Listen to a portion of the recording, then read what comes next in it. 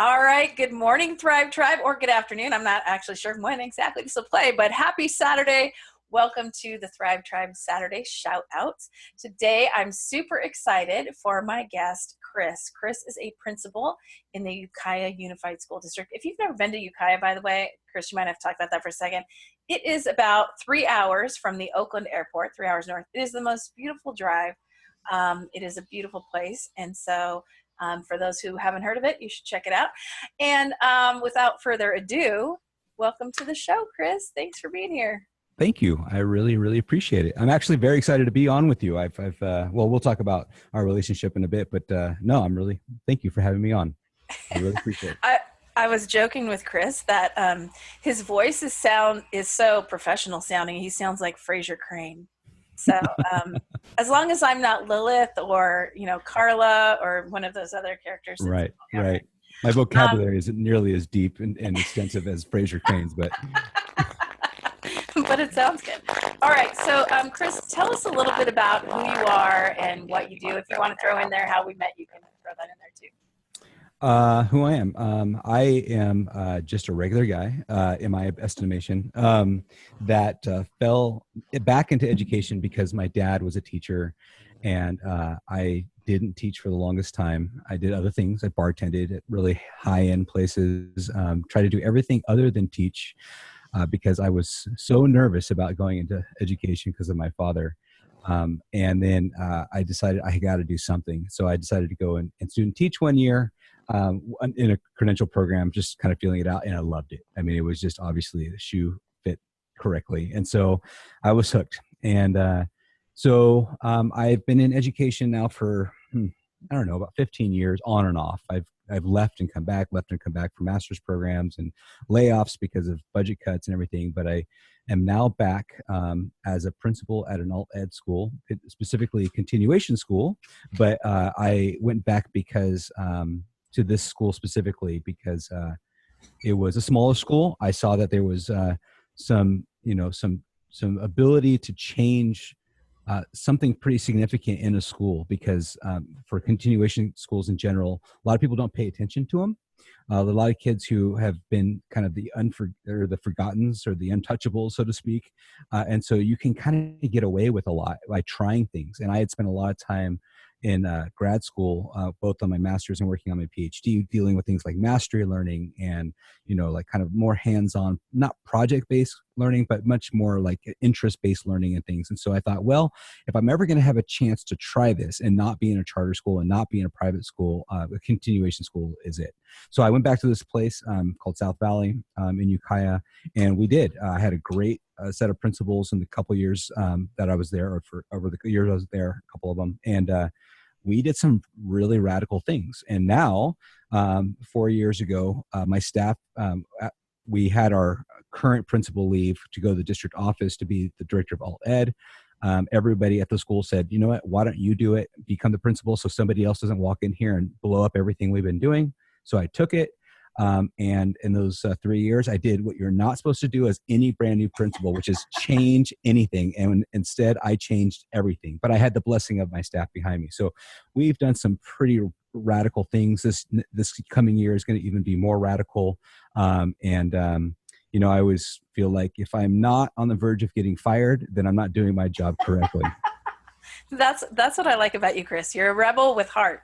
So, and I love that you are about cultivating change, because I know that the change that you do is not for the sake of your ego or I want to just, try this new thing, but really because you've done the research to know this is stuff that works with kids.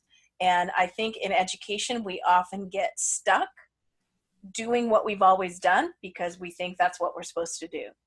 And we need to steal a little bit of method from the business world and be innovators. And that's what we want our kids to be. So we have to model that, I think. Oh yeah, absolutely. I don't know.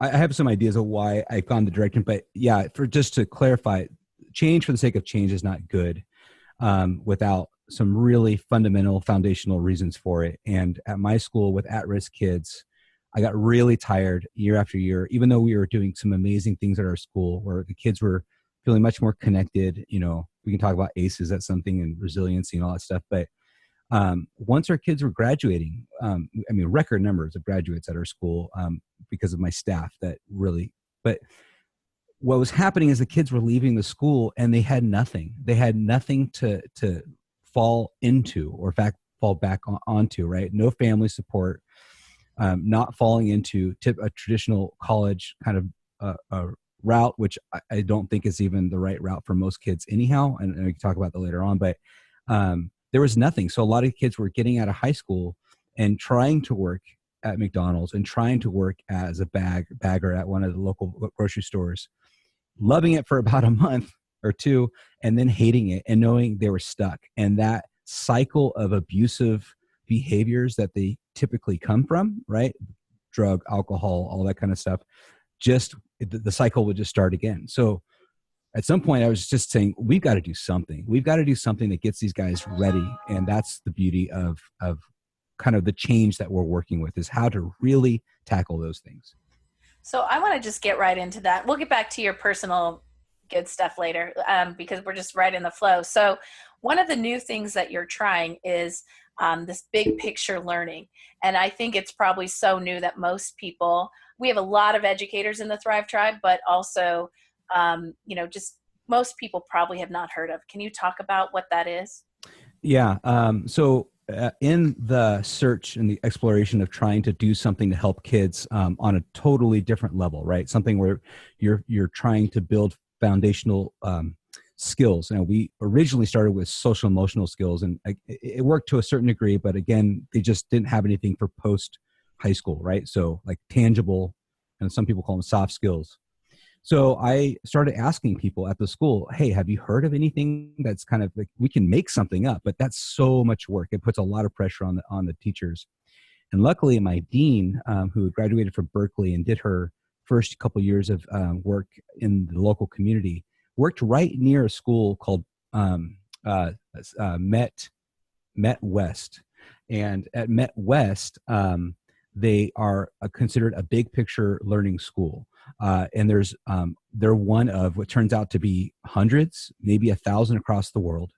And what they do is they focus directly, specifically on working through interest-based learning. So not project-based, it can be project-based, but let's find out really at the core of each student what they're interested in. It takes a lot of groundwork, and then let's do every part of their education through that interest, right? And a lot of times you'll hear, and most big picture schools, is that they're internship-based schools. So instead of coming to school 1 to usually 2 days a week, they place themselves into an internship with the support of a mentor at the internship, your advisor, who is your teacher, all the wraparound services from me as an administrator to other community members and everyone, and they learn through that internship. So they're not going to sweep with a broom for all day, 2 days a week. They're actually working on some sort of project at that internship, and through that process they will graduate. They will get their credits. It's a totally different way of doing things. And for the record, it's Common Core. It's Common Core based. There is curriculum, but it's really fundamentally different in a lot of different ways depending on the kids. So thank you for that Common Core disclaimer. I think that I have seen a video from a big picture school. I want to say it was in Tennessee, maybe Nashville, where they were doing math, but through this interest-based learning, they had literally like a Shark Tank thing, and they were presenting their businesses, but using all the math that they had learned. And I want to say it was possibly big picture. So for example, one of the projects we were only allowed to pilot it this last year. And one of the projects that one of my kids wanted to do was he wanted to go into construction management. And so we said, what's something you can do on campus that would kind of be a project that you're interested in? And so he wanted to build a fence on part of our campus. And so we said, okay, let's do it. So we set up this learning plan about how they're, what's the process, like kind of, step 1, step 2, all that stuff. But in conjunction with the project, they had to learn some science, they had to learn some math, they had to learn some English. And so how did we fit those pieces in? So for math, it's pretty easy, right? So it's geometry, or we're talking about equations. We're talking about, remember, these are at-risk kids who have already flunked out a lot of stuff. So we're trying to give them pretty basic kind of math levels, but you could ratchet this stuff up if you wanted to. But so we gave him geometry about how to process that project in a way that he's actually learning true geometry skills. In science, he was building this redwood fence on top of a redwood, like kind of in the middle of a redwood grove. And so we said, let's look at the root structures. Let's look at, of what you're about to build on. Let's look at the different chemical compounds that are being used when you stain or treat the fence. And so that's how you incorporate all the traditional subjects into it. There are some people in big picture who feel that that's still not okay, because they feel that once you start to impose your own line of thinking on a kid's interest, then no longer is it their interest. And it's a philosophical kind of like conundrum between some people in big picture, because they really feel that if a kid wants to learn something, just like you or I, like how are we going to set up a podcast? How are we going to do a YouTube? We're going to learn ourselves. We're going to go through the process because we want to learn that, not because somebody else is telling us to do it. So there's that kind of that back and forth. But for the sake of public schools, we have to hit some of these basics, but we run everything through what they're actually interested in. And so I'm just going to, first of all, I'd love that because it's about student engagement, and it's teaching them how to be lifelong learners, right? To be curious, to go seek out knowledge. But I'm going to play devil's advocate for just a second. And what do you do with the kid who is not motivated or not interested in finding out those questions? What kinds of techniques do you do to kind of light their fire? Okay, so that's the other big part, right? So based on, actually just working with you, Joelle, actually starting with the PBIS and kind of going down that path, none of this can be done without having spent a lot of time, what I call beneath the green line. It's something that Steve Zweibeck kind of talked about, which is you have to spend copious amounts of time and hours and weeks and months learning about the kid, right? About who they are, because they don't know who they are. And so your job is to connect with that kid and dive into what they possibly could be interested in. And so a lot of people might be listening, well, yeah, okay, that's fine. But how do you do that? Because even then you've got resistance and walls, right? From kids who are like, I'm not talking to you. So one of the things that you kind of have to, when you get those kind of kids, right? And that's the kids that we work with typically, especially at risk kind of schools, you have to dive into, sadly enough, you got to dive into their past, the trauma that they've gone through, because these kids have put up huge walls and barriers that they will not open up through. And it'll probably wreck them the rest of their lives unless they figure out how to get past those things. And so one of the things that we're bringing on this year, and it's scary because it impacts the teachers, is we're going to start really heavily working with trauma-informed care, both for the teachers who are taking on secondary trauma and then the kids. 2 or 3 years ago when I first came on, we brought on social emotional learning, like big, heavy, right? And the kids were like, great. And they just started flooding the classroom in these kind of advisory circles with their stuff. And the teachers had no idea how to deal with it. And it was a rough year. It was very intimate. It was a very positive year. The teachers, they came out of it like stronger. They probably won't ever forget it, but we realized we did not prepare the teachers for this. And so, but once you establish that with the parent, but the kid and the teacher, or at least some adult on the campus, could be our custodian, then the kids will start to release some of that information. My feeling is there should be no reason you can't get to that level with every single kid on the campus. There is no reason. And if might not be with me, I might have to send that kid it takes time, but you should bring it out. Some slower than others. Yeah, and I love the idea of, it's our job as the educator to help the kid discover themselves, right? So it's not just so free that they're just sitting in the corner and let us know when you have something interesting that pops into your head, right? It's really knowing them, building that relationship, and influencing, providing them with opportunities to explore, and then discover. And something else that you were talking about. The adults weren't quite prepared for what was going to happen. The research is pretty clear that SEL needs to start with adults, and I think those of us who started with SEL at the beginning, we were so anxious to give it to kids that we missed that piece. And so as adults, really, I like to just say we're older kids, right? And so we have our own stuff that we have to explore. And if we're going to teach SEL skills, we got to make sure that ours are strong enough to then model and talk about. And in part of building that relationship is the vulnerability of sharing when we've not felt like we were enough, or when we struggled with mindset or those kinds of things. So I love that. Thank you. All right, Kris, I'm going to ask you some other things. I happen to know that you are a board game enthusiast. So tell us, what is your favorite games, or what are the games you like to play? Okay, so I don't know. I fell into this. I played board games as a kid with my parents a bit. The typical things that everybody's used to: Monopoly, sorry, blah blah blah. Some card games.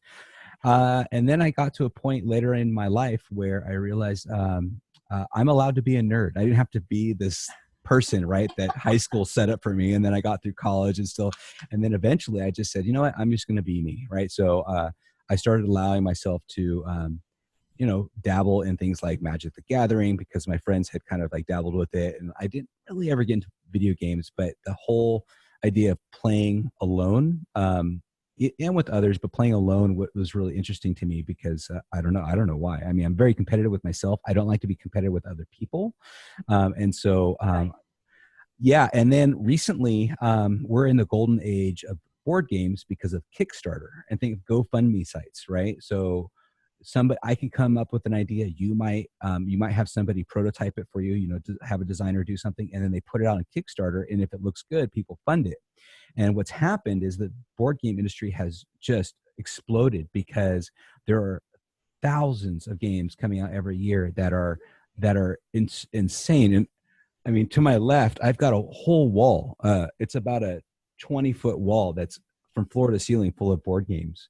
And it's just a passion of mine. I'm also kind of a completionist. I like to collect things. So that's the other part of it. But I sit down. I usually have 2 or 3 board games at all times in my house, just set up, and I just go over, make a move, and then I move on, and come back. And yeah, so I am not familiar with all of these brand new board games from Hey, Kickstarter. wait, So are you ready? You ready? yeah, Here, I'm ready. Let's see.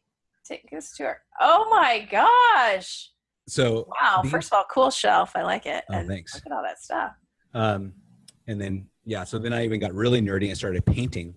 I don't know. It's kind of a cathartic thing for me. I don't know. I don't know. I just started doing it probably about 3 or 4 years ago. And now that I have a little bit of a budget, without telling my wife, to buy these things, I do. That's kind of my thing now. I don't buy cars and boats and things like that. I play games. Well, that's probably cheaper. I think the boat thing is the hardest financially.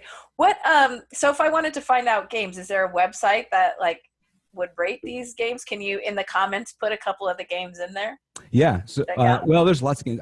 Board Game Geek is like the Metacritic of board games. You can go on there and see all these games. I also there's tons of YouTube series, like one's called Shut Up and Sit Down. Shut Up and Sit Down they're a podcast, video cast group out of England, and they just review games, and they're really funny. They're really, really high production. So yeah, it's huge. It's like a multi-billion-dollar industry right now. Wow. Okay. Yeah. Well, then I'm going to ask you to send me some links. I'll post some. You can post some. Sure. Speaking of podcasts, yeah. I know that in addition to, it's not like you don't have a lot on your plate. So in addition to doing this big picture learning at your school, you are also starting a podcast. Can you tell us a little bit about that? Yeah. So my wife, her name is Simbri Thomas. Actually, Simbri Thomas, sweet now.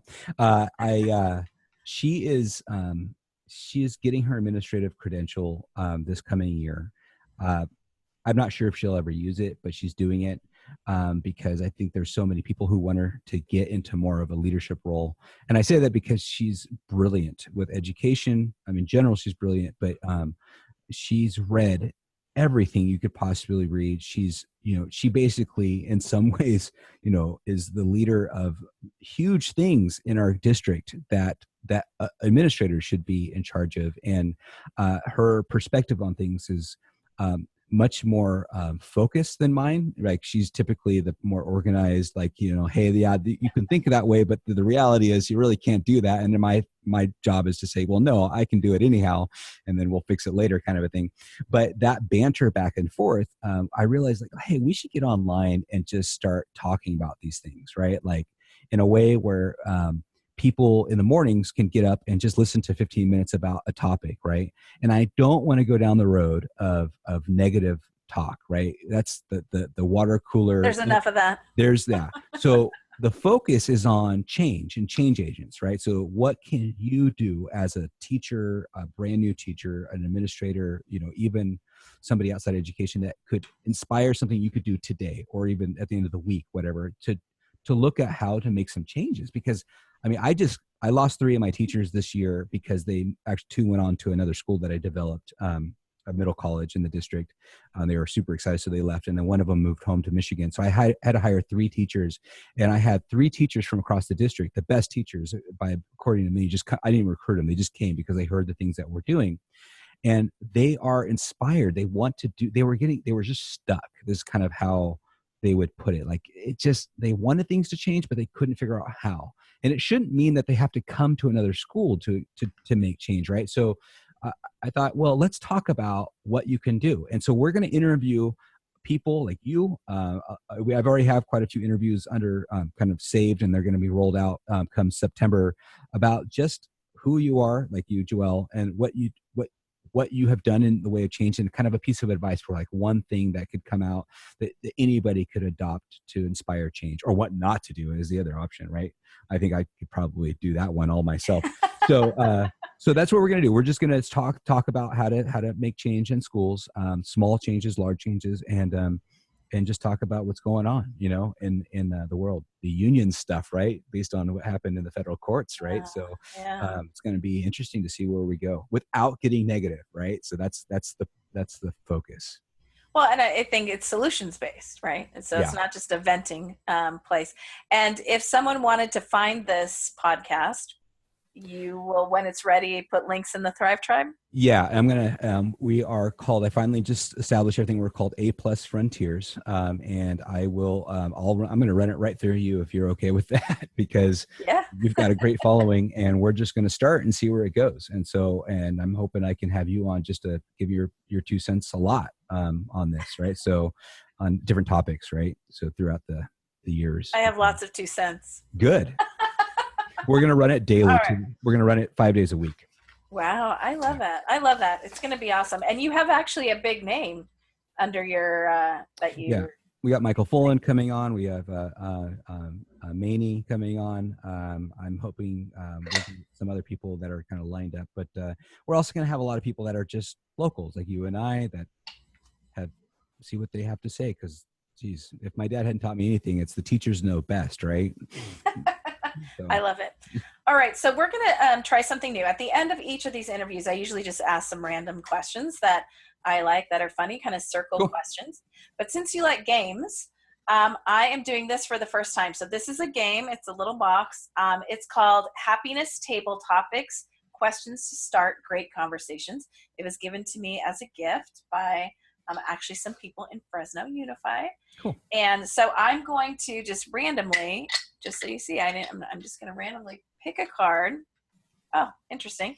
So on this side, it says, married people are happier than single people. Huh. And the question is, whose marriage would you like to emulate? How about, that's a tough question. Yeah, that is a tough one. I'm going to go real obscure at first and then maybe bring it back. But let's just mention the Obamas, right?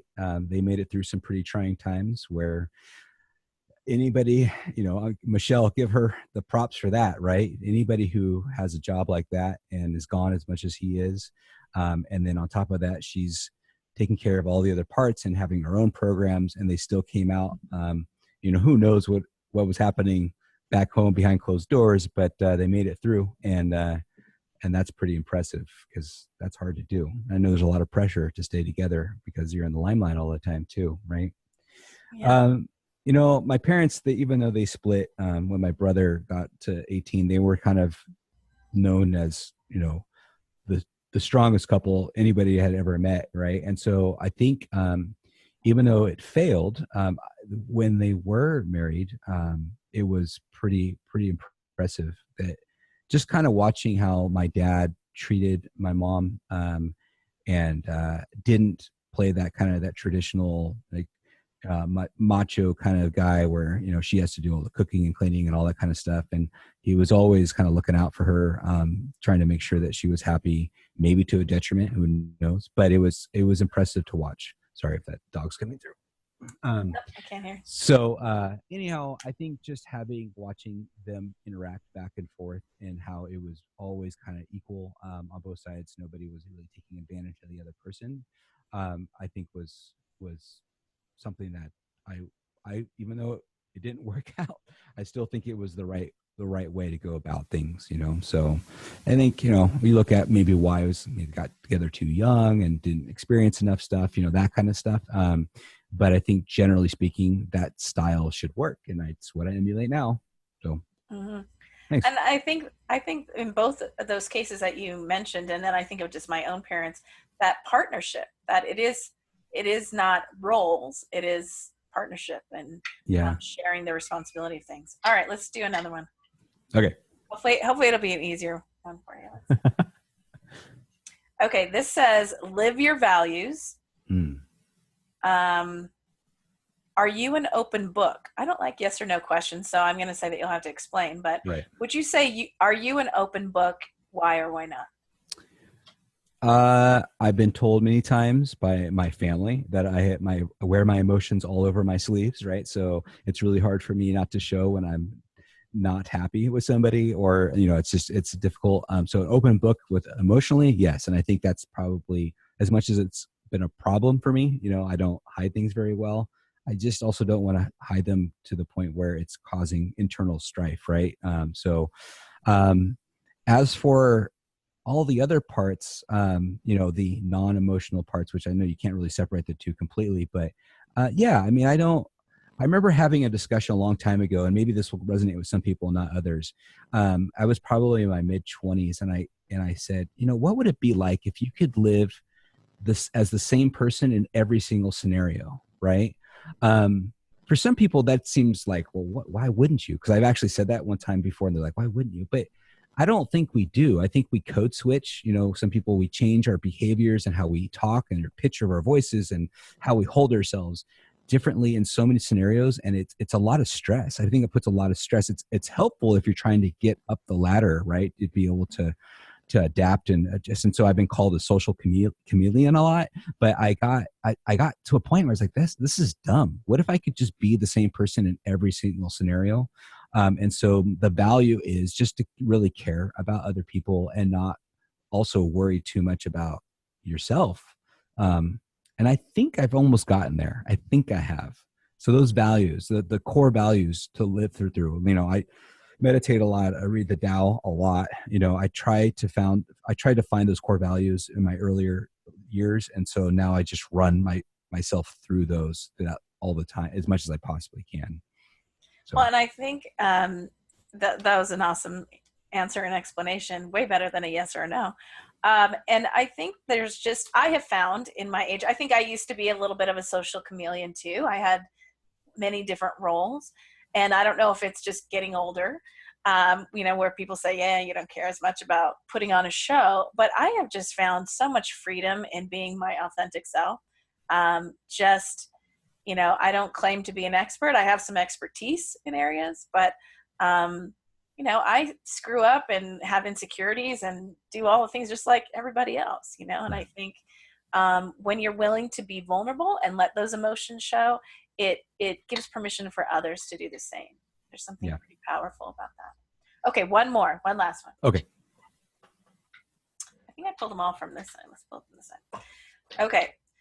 People who try new things are happier than those who stick to familiar activities they already do well. I think you've already answered this question. What's something new that you'd like to try this year? So I'm going to, I don't want you to talk about work because you've already talked about the new things in work, So just personally, what's something new that you'd like to try this year that you haven't done before or have only done in a limited way? Okay. Um, this podcasting thing is new, and although we were talking about it already, it hasn't quite begun yet, right? So one of the new things that we're going to do is that my a very dear friend of mine that I've met just over the last few years up here in Ukiah. He's a lead singer in a band, and he runs like the concerts in the park. We decided that we were going to do a podcast about kind of like how we're going to call it man v man, but it's about the new changing roles of men, right, in our society. And in light, sadly enough, I don't know, light's the right word, but with male depression, suicide rates going up, especially between the ages of 30 and 50, 40 and 60, depending on which one you see. And this constant conversation I'm having with some of the closer friends of mine who, male friends who are kind of opening up in an emotional way and saying, I don't know how to be a stay-at-home dad, or I don't know how I'm not supposed to be aggressive, anymore. And that's kind of the things that they say, because the roles have changed from even definitely our grandparents' generation, but even our, like, those questions are not being answered in any way that seems meaningful. And so Carter Grissom and I are going to get together and start just talking about these things, topic by topic, and hopefully creating a community of people that are having these same struggles as well. And just see if maybe we can kind of take some stress off people's plates. They hate their job, but they don't know how to deal, that kind of stuff. So yeah, it's been done on other general levels, but we want to specifically look at what men are dealing with. And I know women are doing it too for different reasons, right? Same thing, right? The area of like having to be sexy and also be a mother and also be a worker. I mean, it's impossible, right? But men are finally experiencing it for the first time too, in a way. And so let's talk about like what that all means. So that's something we're going to do this next year. And then the ultimate goal in the year is to have some sort of like men's retreat the guys are going to come and just open up emotionally. It's going to be interesting. They don't know what to do with it. But we're seeing the problem in schools that when you look at our recent numbers, 80% of kids who are taking AP and honors courses are female. We're down to 20% male, right? It's happening across the board in schools. And so this issue we're talking about, men in general, we're seeing it in the schools. And that's how it kind of kicked in with us, because we both work with at-risk teens. What's going on with their boys, right? So, and we can't have males who are depressed and out of control, because like you were talking about before, if you're not whole yourself, you can't be teaching what to do, so that's our scary venture this year. Ooh, that sounds exciting. I can't wait to hear more about that. And I'm going to put in the comment box, I actually put it in the comment box for an interview I did last week. There's two documentaries that are fabulous. I'm not sure if you're familiar with them or not. One of them is called The Mask We Live In. Mm-hmm. And it's about how we raise men in America. And the other is called Misrepresentation, and it is about females. So I highly recommend that. I'll put those links into for those who have not seen it. I ask everyone this question, so you probably have seen it before. Don't overthink. If you could teach the world just one thing, what would? And I know the world needs to know a lot, but what is one thing that you would want them to learn from you? How to breathe and meditate. It would solve so much. It would solve so much. Not even how to clear your mind, not all these like weird techniques that people go into, but if you could slow down your breathing, take deeper breaths, and just not do anything for 5 minutes, more like 15.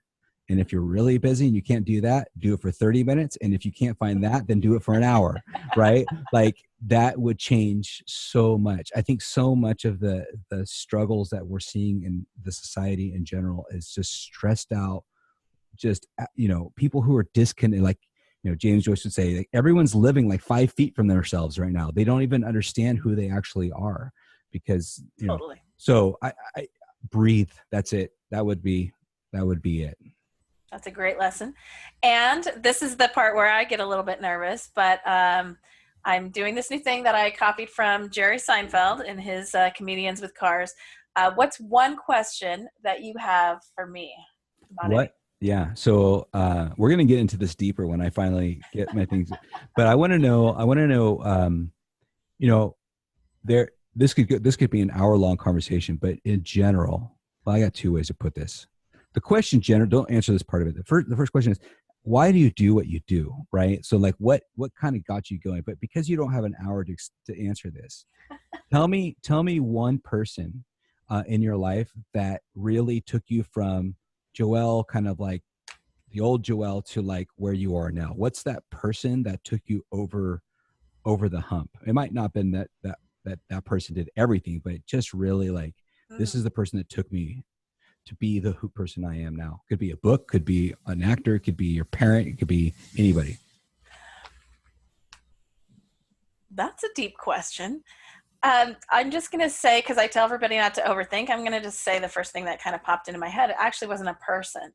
So I think I've been pretty consistently the same my whole life as far as wanting to teach and inspire people. But as to who I am right now was so heavily influenced by the Greater Good Science Center.